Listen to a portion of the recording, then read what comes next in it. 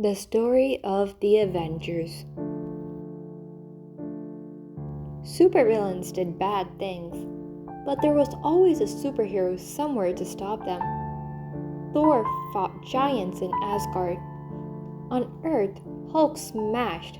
He had great power. Far away, Iron Man uses his blast. Around the world, Ant-Man and Wasp rushed into action. Wasp could become small.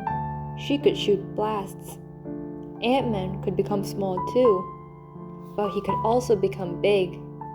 When he was big, he was Giant Man. One day, a villain planned something really bad. The bad guy's name was Loki. Loki's brother was Thor. Thor was a superhero. He had a great hammer. It helped him beat bad guys. Loki was jealous of Thor. Loki used the Hulk to lure Thor. Loki tricked people. He made them think the Hulk had smashed train tracks. He knew Thor would rush to the rescue. Ant-Man and Wasp flew over. So did Iron Man. They met at the train. Loki's brother, Thor, was there too. Iron Man, Ant-Man, and Wasp flew off to find the Hulk. But Thor went to find Loki. He knew he was the real villain. The heroes attacked the Hulk. They thought he was the bad guy. But Thor brought Loki to them. He held him up. He told them Loki was the real bad guy. The superheroes fought Loki and won. They couldn't have done it alone. They decided to form a team. They called it the Avengers. They fought together. They beat bad guys who were too tough to fight alone.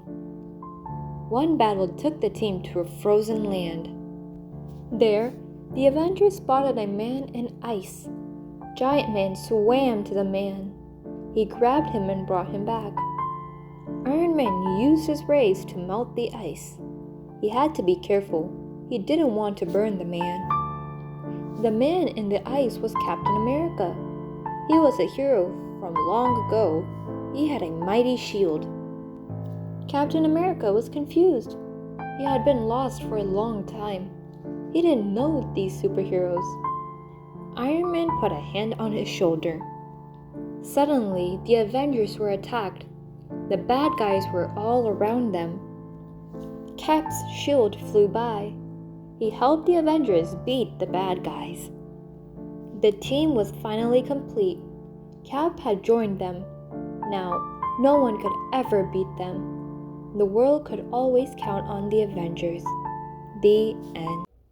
Chicken Said Cluck by Julianne Ackerman Grant. I will grow a pumpkin, said Earl. I will grow 2 pumpkins, said Pearl. Chicken scratched the dirt. Shoo, said Earl. Shoo, shoo, said Pearl. Cluck, cluck, cluck, said Chicken. Earl dug the garden. Pearl planted the seeds. Chicken scratched the dirt. Shoo, said Earl. Shoo, shoo, said Pearl. Cluck, cluck, cluck, said Chicken. Earl watered the seeds. Pearl pulled the weeds. Chicken scratched the dirt. Shoo, said Earl. Shoo, shoo, said Pearl. Cluck, cluck, cluck, said Chicken. Earl's pumpkin grew. Pearl's pumpkin grew. Chicken scratched the dirt. Cluck, cluck, cluck, said Chicken. Then one day, grasshoppers came. Shoo, said Earl. Shoo, shoo, said Pearl. The grasshoppers stayed. Chicken said, cluck. One grasshopper jumped. Chicken said, cluck, cluck. 2 grasshoppers jumped. Chicken said, cluck, cluck, cluck. Jump, jump, jump. Hooray, said Earl. Hooray, hooray, said Pearl. Cluck, cluck, cluck, said Chicken. Earl gave Chicken 1 pumpkin. The end. Look at Rollo by Reed Duncan. Look at Rollo. He is waking up. He is round. He is brown. He is very messy. This is how Rollo says good morning. Bark. That's a funny way to say good morning. Rollo likes to play at the park. He always knows just how to catch the ball. Or does he? Go, Rollo. Look at Rollo go. Look at all the slobber. Run, Rollo. That's too slow. Can he find the ball? Hooray! Rollo found the ball.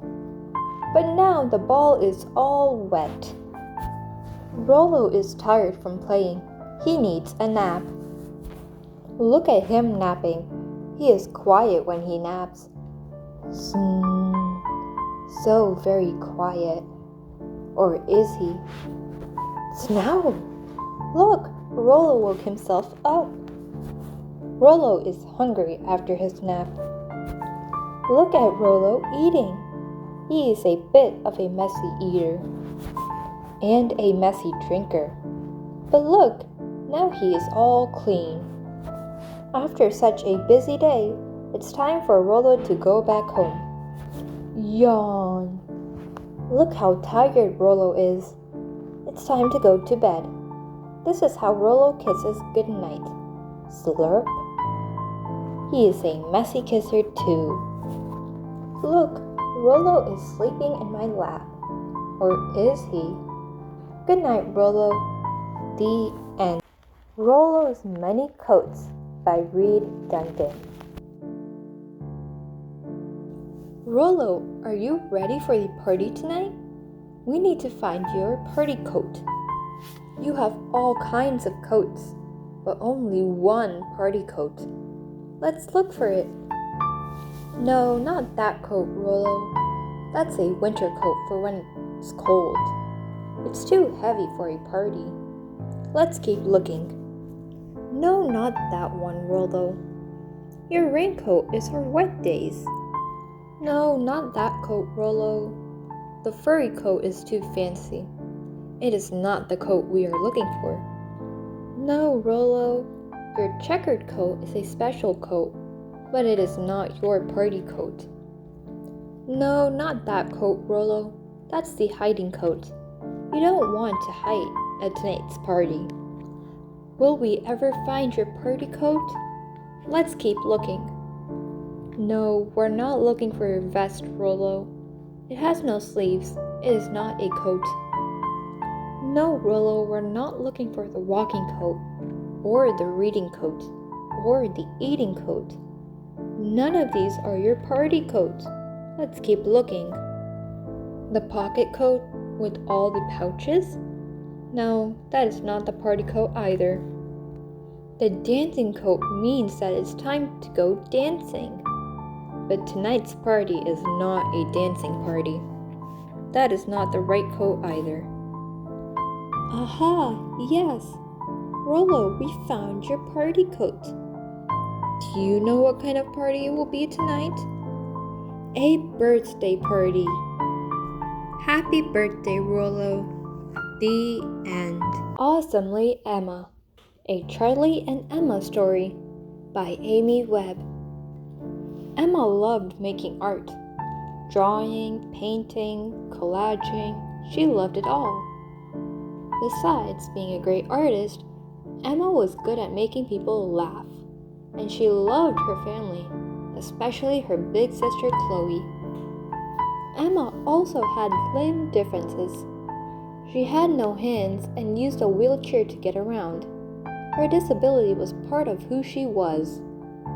Emma looked at her drawing and said, "No bodies are wrong. All bodies are right. We're all different colors, sizes, and heights.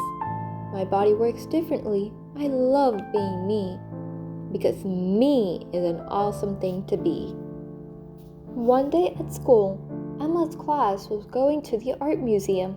They could hardly wait. "I hope I can find something by my favorite artist, Matisse," Emma said. "Did you know he used a wheelchair just like me?" "That's so cool," said Charlie. "Wow," said Hazel. "You know a lot about art," said Porter. Emma beamed. Soon the bus came. Emma waited for a wheelchair lift to get her chair onto the bus. Her friends waited with her so they could all sit together. When they got to the museum, Emma didn't see a ramp for her wheelchair. Emma's teacher said, "We'll have to go around back where the ramp is. We'll meet the rest of the class inside." Emma's smile faded, and Charlie gave her a sad look. She wanted to go in the front door with everyone else. Emma felt frustrated, but she silently reminded herself, "My body works differently. I love being me, because me is an awesome thing to be." Once inside, Emma felt better as she zoomed all over the museum, looking at art with her friends. Each piece was a different size, shape, and color, and was beautiful in its own way. "Look," Emma said, "it's Matisse." Emma beamed while everyone gazed up at the beautiful art. Maybe someday her art would be in a museum. Suddenly, Charlie grabbed the back of Emma's chair. "Here, Emma, let me push you around." Emma frowned. "Please don't grab my chair without asking. I like to drive myself."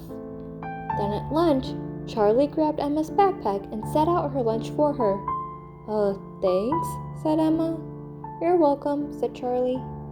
Finally, as the class took a break to draw, and Emma was getting out of her chair to sketch on the floor, Charlie quickly grabbed her and tried to help her down. Now Emma felt mad. "Charlie, stop that! Why are you trying to do everything for me?" Charlie's face fell. "I was just trying to help. I felt bad that you couldn't go up the stairs, and I thought about all the other things you can't do." Suddenly, Emma understood. Charlie was trying to help, but he wasn't helping. He was making Emma feel small. Emma took a deep breath and said, "No bodies are wrong. All bodies are right.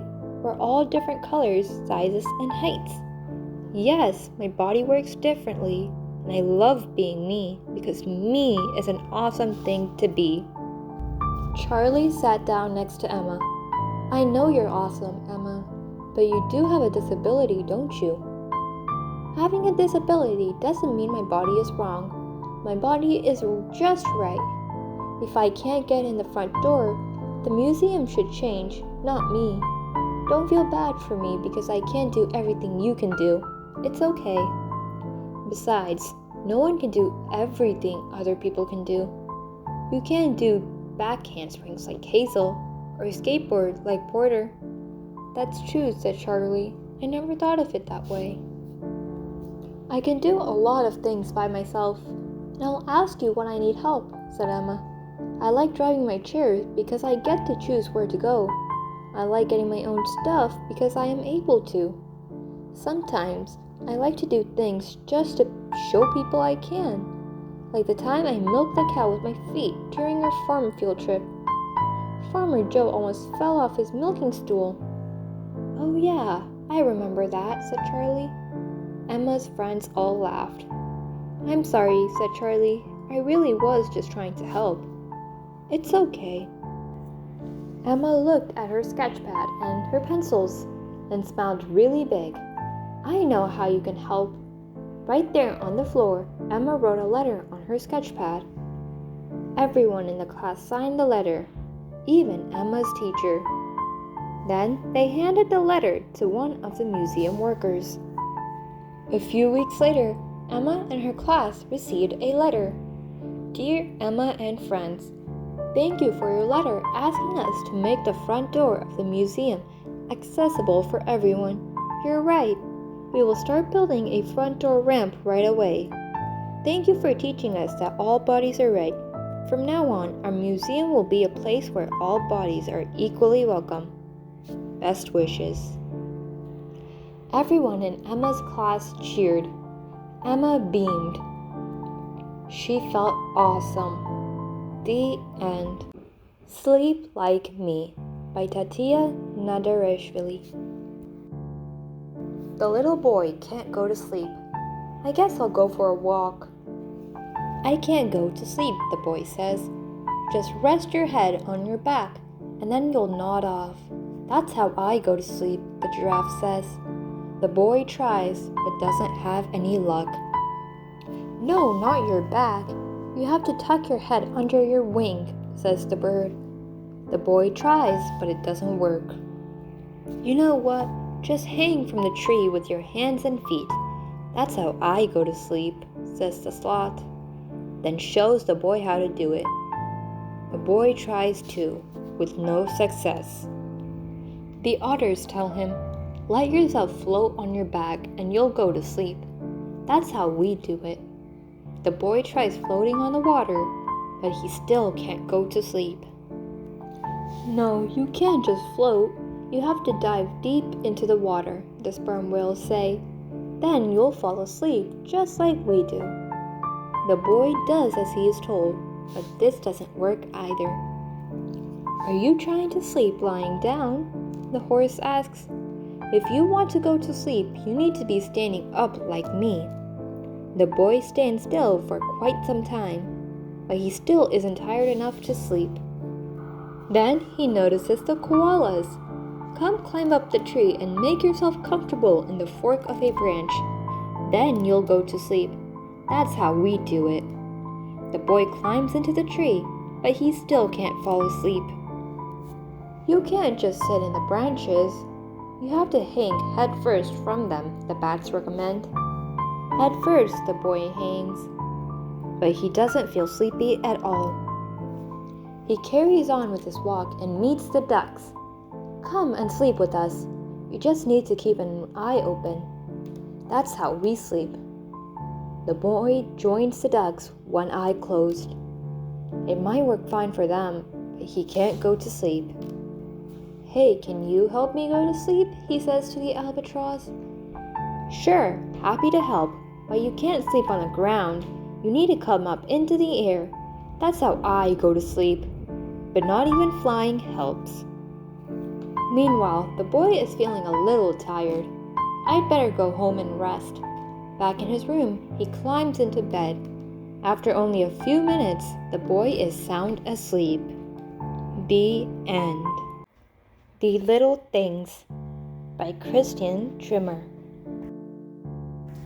A little girl who much preferred the look of 3 pigtails to 2, and who loved the way wet sand squished between her toes, walked down the dock the day after a mighty storm.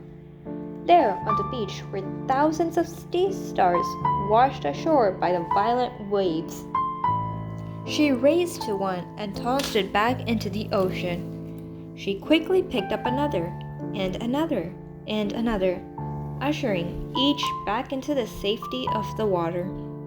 Just then, an old man who had the habit of misplacing his glasses, and who also loved the way wet sand squished between his toes, came by.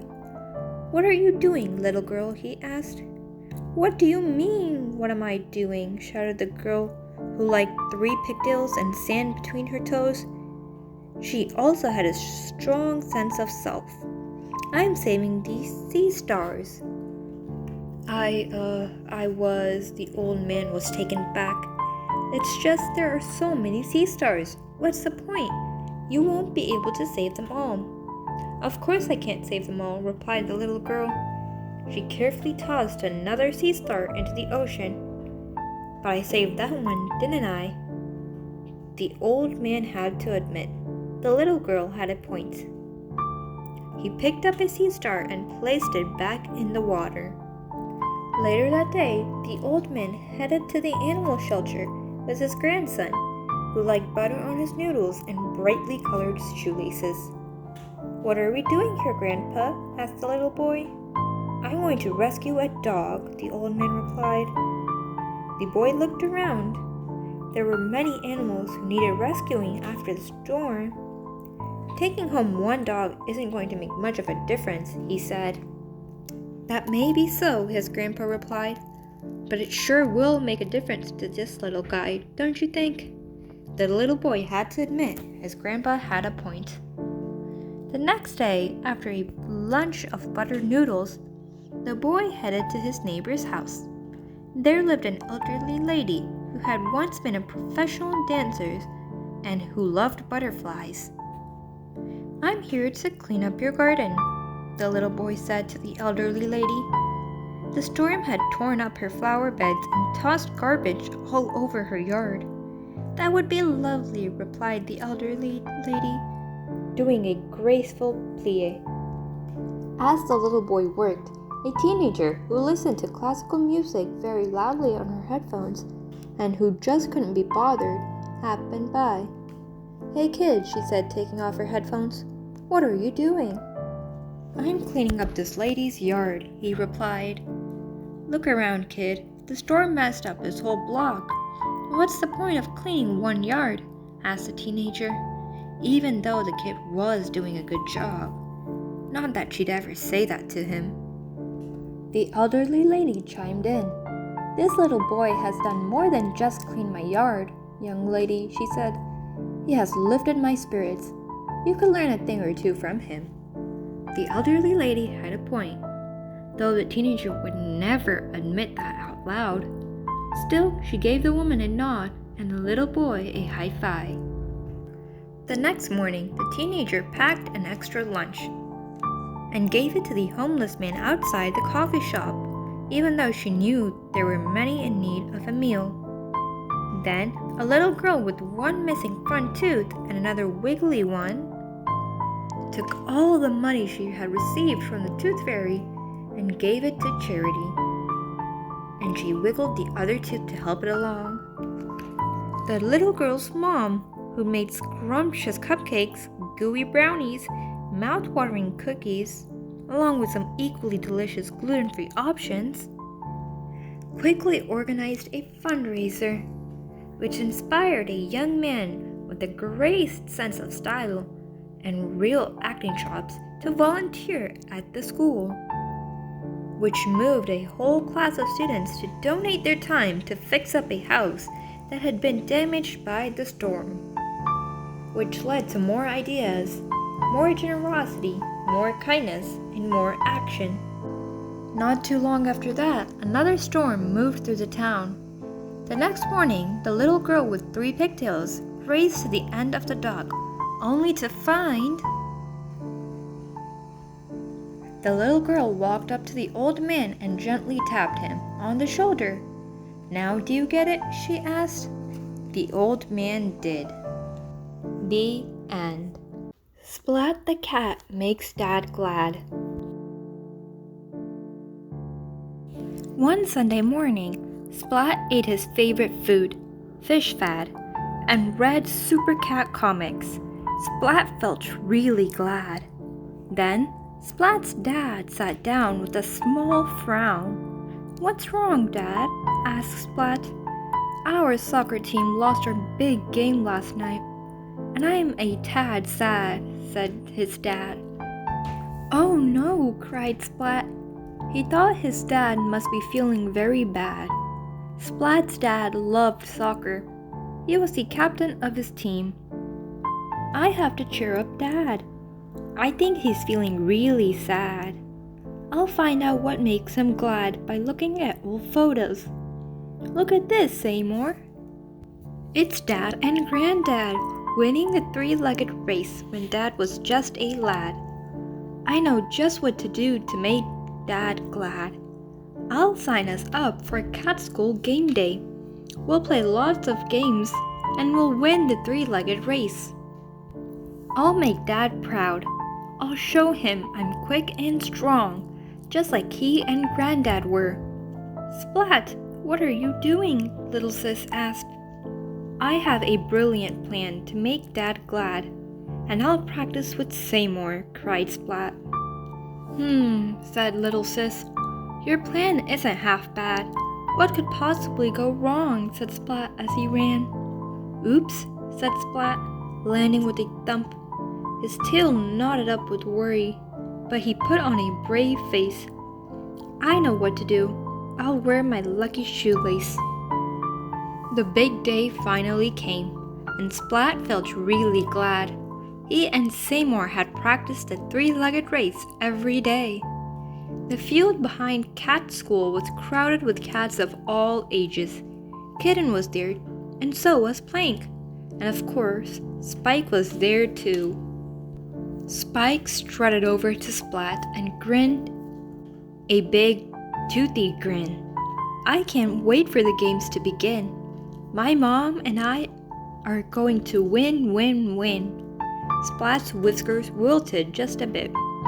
My dad and I are going to win the three-legged race, said Splat. I've been practicing, and I'm wearing my lucky shoelace. No way, Splat, sneered Spike. A coach helped us train for the race. All you have is one lucky shoelace. First came the wheelbarrow race. Yay! Splat and his dad were ahead. And then they weren't. Ow! Splat howled. I have a thorn in my paw pad. Splat said, I'm sorry, Dad. That's okay, son, Splat's dad replied. I'm just glad you weren't hurt. But Splat wondered if his dad might be a tad mad. Don't worry, Dad, said Splat. We still have the three-legged race, and we won't lose that. Now we have the egg toss. Eggs started to fly. As Splat and his dad lined up for the egg toss, Splat caught his dad's egg and smiled. Splat tossed the egg back. It was the perfect throw. Oops, another egg was headed straight for his dad. Look out, yelled Splat. His dad looked up in surprise, and 2 eggs hit him at once. Egg yolk ran down his shirt. Splat's dad did not look glad. It's okay, Dad, said Splat. There's still the big race. Finally, it was time for the three-legged race. Get ready, get set, go! Splat's teacher, Mrs. Wimpy Dimple, blew the whistle. Off Splat went with his dad. The pair passed Plank, they passed Kitten, they even passed Spike. They were far in the lead when Splat felt something go wrong. Splat's lucky shoelace had come untied. Splat went rolling, so did his dad. They went tumbling, tumbling down the hill until Splat and his dad fell with a splash into a pond. They sputtered and spat. They floundered and splashed. Finally, they were able to stand up, covered from head to paw in lily pads. I'm so sorry, Dad. I made you soggy and mad. Then Splat stared at his dad. His dad wasn't mad. His dad was laughing. Splat, I'm not mad, but you and Granddad won a trophy. And we came in last, said Splat. I don't care about winning. This is the most fun I've ever had. Yippee, said Splat. I did it. I made my dad glad. The end. Ranger Rick, I Wish I Was a Llama by Jennifer Bove. What if you wished you were a llama? That could be fun. But llamas live with people. Maybe you'd rather run wild. You might like to be the llama's wild cousin, a guanaco. How are llamas and guanacos alike? How are they different? Find out. Where would you live? Wild guanacos live far from people in the Andes Mountains of South America. Guanacos roam freely around rocky, steep mountain slopes. The weather there is cool all year. Yeah, llamas are domesticated. That means they live with people. They live on farms all over the world. Llamas are not strong enough to carry people the way horses do, but they can carry backpacks for people on hiking trips. Do you like to carry a backpack? What would your family be like? Llamas and guanacos families are called herds. About 20 animals live in a herd. There is usually one dad with many moms and babies. A baby llama or guanaco is called a cría. How many people are in your family? How would you learn to be a llama? A cría learns by watching its herd. In the wild, guanacos must be brave. They chase hungry foxes away. With practice, a cría can too. On farms, llama crías see their herd working happily with humans. They learn that people are friendly. What would they eat? Llamas and guanacos eat tough grass, shrubs, and woody plants. On farms, people feed llamas hay. Tough plants need a lot of chewing. These animals actually throw up food so that they can chew it again. This is called chewing cud. Llamas and guanacos do not need to drink much water. They get most of the water they need from the plants they eat. These animals have another cousin that drinks very little, the camel. How would you wash up? Llamas and guanacos roll in dust. Rolling keeps itchy bugs away and fluffs up their coats. Fluffy hair feels cool in summer and warm in the winter. How would you talk? Llamas like being together, and so do guanacos, but they do not talk much. Do you hum when you feel happy? Mostly, they are calm and quiet animals. Sometimes they click or gurgle, and they hum to say, "I'm happy." Llamas and guanacos are louder when they are unhappy. They groan or squeal to say, "I don't like that." Angry llamas lay their ears flat and spit at each other. Where would you sleep? Llamas and guanacos sleep on the ground in open spaces. They like being able to wake up and see all around them. They sleep with their heads up and their legs folded under them. This is called crushing. Would you want to sleep with your head sticking up? Llamas and guanacos are a lot alike, but they live in different ways. Llamas are domesticated. They get to hang out with people. Guanacos live far from humans. They run wild their whole lives. What if you were a llama or a guanaco? Either could be cool for a while, but do you want to chew cud, roll in dust, spit when you're mad? Luckily, you don't have to. You're not a llama or a guanaco. You're you. The end.